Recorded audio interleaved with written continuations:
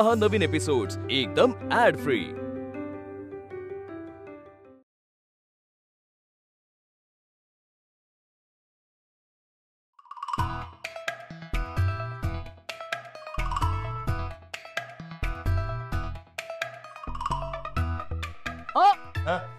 काय कुठे चाललात? मी कुठे जाणार? काय आहे? माझ्या पायांना काहीच झालेलं नाही, ते दुखत नाहीत, अजूनही ते चांगले चालू शकतात। त्यामुळं आरती आणि विधी या सगळ्यांसाठी मी तर नक्की जाऊच शकतो ना। नाही, तुम्ही कुठेही जाणार नाही। मला एकटीला इथे अशा परिस्थितीत सोडून तुम्ही जाणार? अजिबात जायचं नाही। मी तुला तेच सांगतोय की तुझं दुखणं बरोबर आहे, मला कळतंय ना। आई गो छोटी आई, लय दुखतोय का तुमचं पाय? हो, खूप पाय ठणकतोय ग।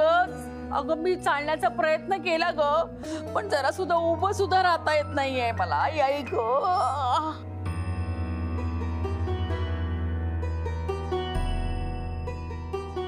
जरा पण हलवता येत नाहीये ग। आई गो, पण मग भाऊ काका तुम्ही डॉक्टरला नाही बोलवलं का? नाही, तिला ते हे दिले ना किलर, काय ते पेन किलर दिली ना।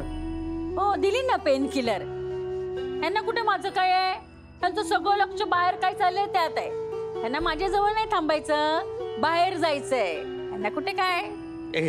अगं असं काय बोलतेस तू? अहो मस्करी केली हो मी तुमची। मगाशी तुम्ही नाही का माझी मस्करी केली डाएट वरून।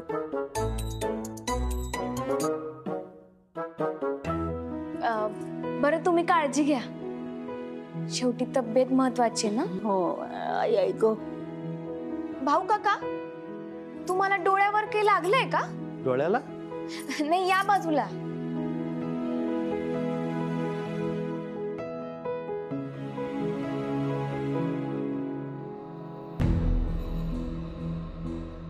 मला माहित आहे तुम्हाला काहीच झालेलं नाही। तुम्हाला आरतीला पुढच्या ईदेंना यायचं नाही ना, म्हणून हे सगळं नाटक करताय। म्हणून तुम्हाला भाऊ काकांना पण येऊ द्यायचं नाहीये। मी माहित आहे मला सगळं।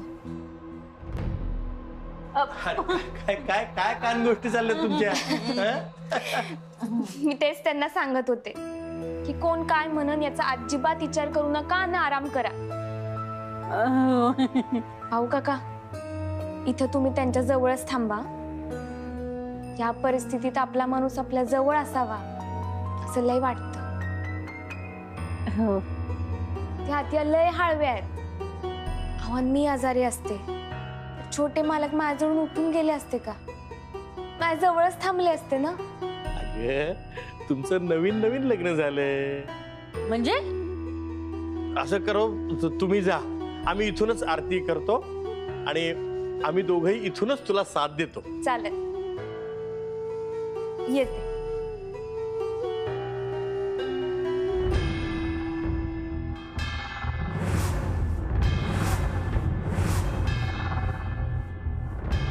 काळजी घ्या। ओ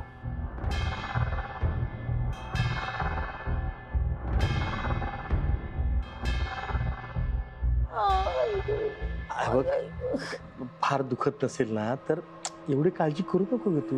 दुखतंय। काय कसं काय दुखतंय काय कळत नाही बघ एवढं। काय ग, येते ना ती? हो नाही, त्यांचं लईच पाय दुखतोय, त्यांना उभं पण राहता येत नाहीये। त्यांची लई इच्छा आहे पण आता भाऊ का नाही आला? अहो नाही, मीच भाऊ काकांना म्हणलं की तुम्ही त्यांच्या सोबत थांबा, म्हणजे काही लागलं तर ते कोणाला सांगणार ना। पण छोट्यांनी युवराज भाऊंना सकाळीच सांगितलं होतं की त्यांचा पाय दुखत होता।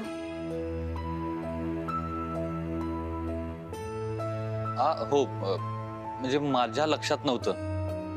युवराजला मग तेव्हाच सांगायचं ना, काहीतरी उपचार केले असते, औषध पाणी केलं असतं ना काहीतरी। सॉरी मोठे। नाही नाही, काही हरकत नाही। आपण आरतीला सुरुवात करूया। हा हा, करा करा। सुरुवात करा. नाही पण म्हणजे करणार तर कशी करणार? तुझी सगळी माणसं नाही आहेत, चालेल का तुला? मी म्हणाले होते, पण ते दोघं त्यांच्या खोलीतून आरती म्हणत आपल्याला साथ देत आहेत हे जास्त महत्वाचं आहे.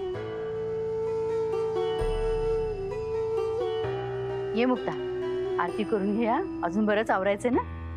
वय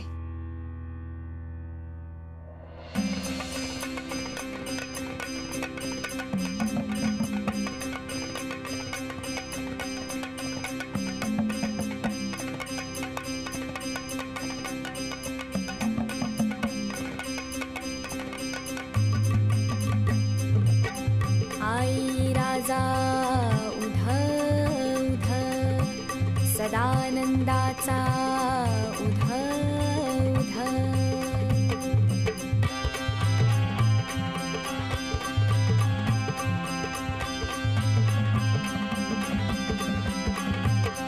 जय जय माय भवानी, जय जय माय भवानी अंबा तुळजापूरवासिनी हो. चिच्छक्ती श्री दुर्गा भैरवी अगतम विनाशिनी हो. जय जय माय भवानी.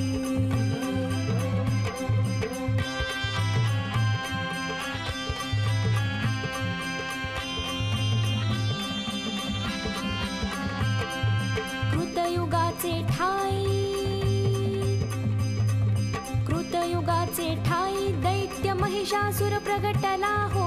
त्याच्या त्रासा भेणे मोठा हाहाकार उठला हो. जय जय माय भवानी अंबा तुळजापूरवासिनी हो.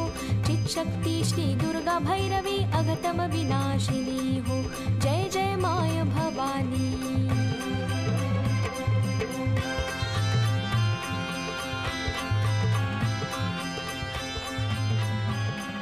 वा, वहिनी आणि मुक्ता दोघी सोबतच आरती म्हणतायत. हो ना, किती प्रसन्न वाटतंय नाही.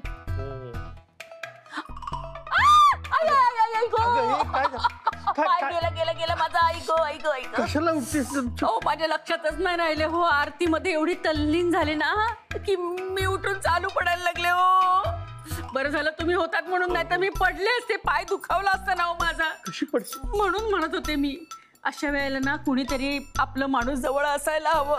आहे मी तुझ्या जवळच आहे ना. हो. मग कशी पडशील तू? काळजी घे जरा पायाची. हो आई गं. आई, तू माझ्या घराची, माझ्या खानदानाची देवी आहेस. माझ्या पिढ्या झिजल्यात तुझ्या सेवेत. तुझी आरती कोणी करायची कोणी नाही हे मी ठरवलं पाहिजे. आता पाहिलंच ना या पोरीनं काय केलं. ही अशीच माझ्या शब्दाला आणि मला सुद्धा या घरामध्ये किंमत ठेवणार नाही. विचार करून करून माझा श्वास गुदमरायला लागलाय. आई, हिला आत्ताच घरातून बाहेर काढायला पाहिजे. काहीतरी मार्ग दाखव ग. मी माझ्या हातानं महाप्रवास अवघड करून ठेवलाय ग. चेहऱ्यावर हसू ठेवून नजरेतून विष फेकणाऱ्या नजरा झेलत जगणं असं सोपं नाही. पण मी लढणार. यांच्या नजरेत मायाबद्दल जोपर्यंत खरं प्रेम दिसत नाही ना तोपर्यंत मी लढणार. साथ दे आई, तू या लेकराला साथ दे. जय जय माय भवानी अंबा तुळजापूरवासिनी हो. चिच्छक्ती श्री दुर्गा भैरवी अगतम विनाशिनी हो. जय जय माय भवानी.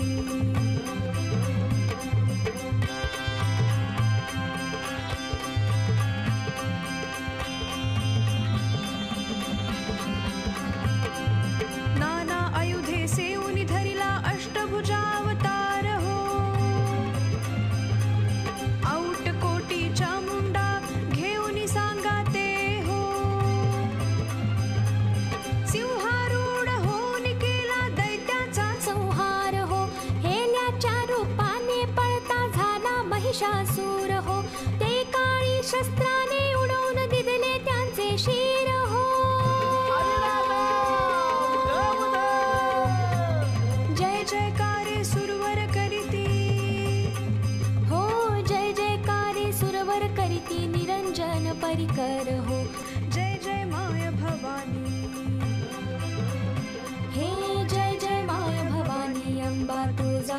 पुरवासिनी हो चित्शक्ति श्री दुर्गा भैरवी अगतम विनाशिनी हो जय जय माय भवानी जय जय माय भवानी हो जय जय माय भवानी। आई राजा सारा आई ये मुक्ताने तुमरून देवी आईला नमस्कार करा।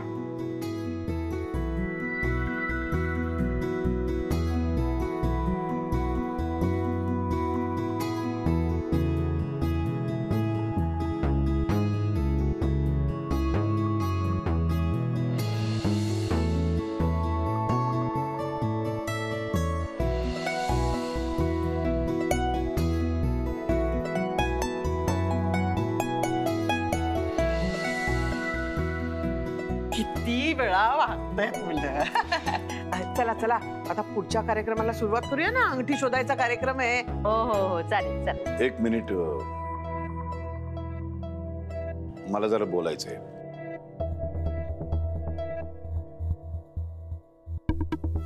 काय म्हणजे आता आरती सुरू असताना मी विचार करत होतो की मुक्ता आणि माझ्यामधलं नातं किती टप्प्याटप्प्यावर बदलत गेलं नाही, किती चढ उतार पाहिले आपण।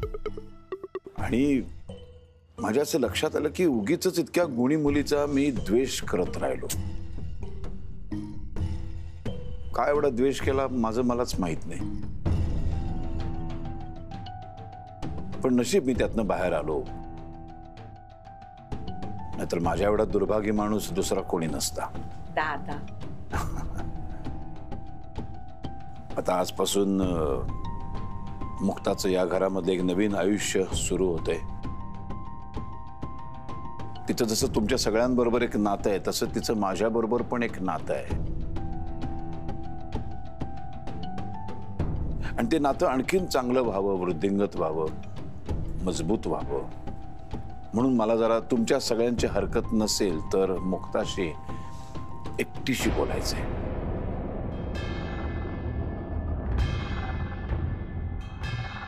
एकांतात बोलायचंय। दादा तुम्हाला एवढ्या मनापासून बोलायची इच्छा आहे तर बोलायलाच पाहिजे।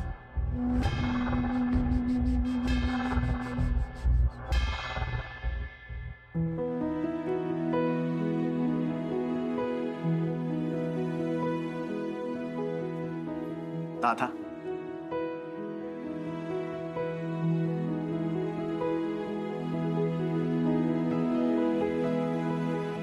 काय रे, काय झालं? दादा मनात सहज एक विचार आला, तुम्ही आमचं जर नातं एक्सेप्टच केलं नसतं, हो तर आमचं हे नातं कुठे गेलं असतं? हे आपल्या घराचं काय झालं असतं? दादा आज आज तुमच्यामुळे सगळ्यांची मनं साफ आहे। दादा आज तुमच्यामुळे आपलं हे अख्खं कुटुंब एकत्र आहे। माझा दादा आहेच गुणी। हो त्या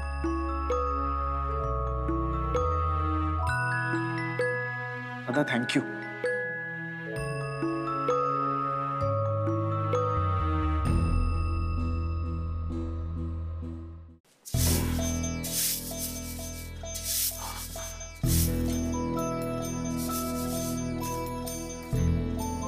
कुसुम, अगं ते कामाबद्दल मी त्या किसनला म्हटलं होतं, तो म्हणलाय ये म्हणून, मी जाऊन येतो।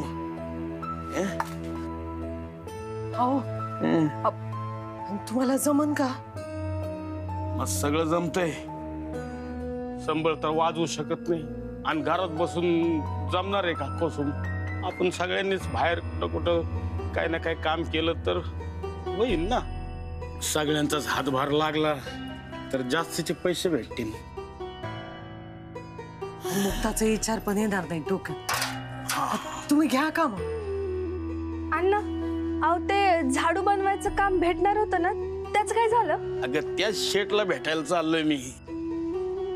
हे जर शेट भेटले तर आपल्याला ते काम मिळेल आणि तुम्हाला सगळ्यांना घरच्या घरी काम करता येईल। चल म्या.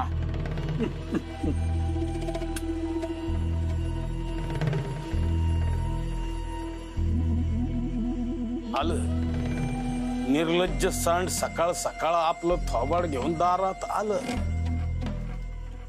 अरे काय रे, लाजा काय गटारात फेकून आलात काय?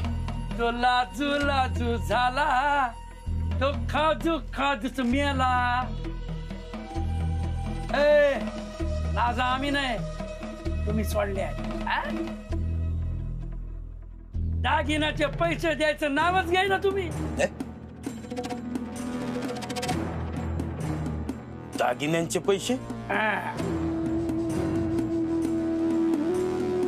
आईला आत्मारा, तुझी मेमरी लयच कमी झालेली दिसते.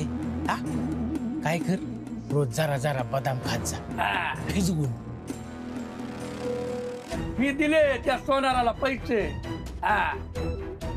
मग त्यासाठी बांगड्या केल्या ना. खडीगावचा सोनार अडवलं का?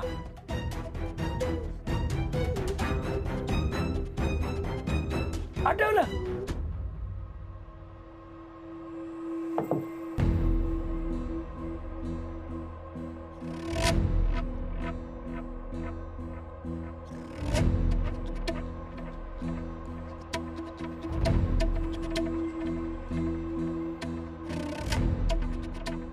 माझ्या आयुष्यामध्ये सगळ्यात जास्त पराकोटीचा द्वेष मी कोणाचा करतो माहितीये? तुझा. तुला बघितलं तरी तळपायाची आग मस्तकामध्ये जाते माझ्या. तुला हे सांगण्यासाठी बोलवलंय, माझ्या बरोबर कुठलाही खेळ खेळायचा नाही. आता तुझ्या आयुष्याचा खेळ खंडोबा करून टाकेन मी. तुमचा काहीतरी गैरसमज होतोय. तुमच्या सोबत खेळ खेळत नाही. ते झालंय असं, एवढ्या मेहनतीने रचलेला डाव उधळवला म्हणून तुम्हाला असं काहीतरी वाटतंय. तुमच्या मनासारखं झालं असतं ना तर तुम्हाला असं अजिबात वाटलं नसतं. काटा टोचला, माणूस काट्याला दोष देतो, पण आपण खाली पाहून चाललो नाही हे कधीच मान्य नाही करत.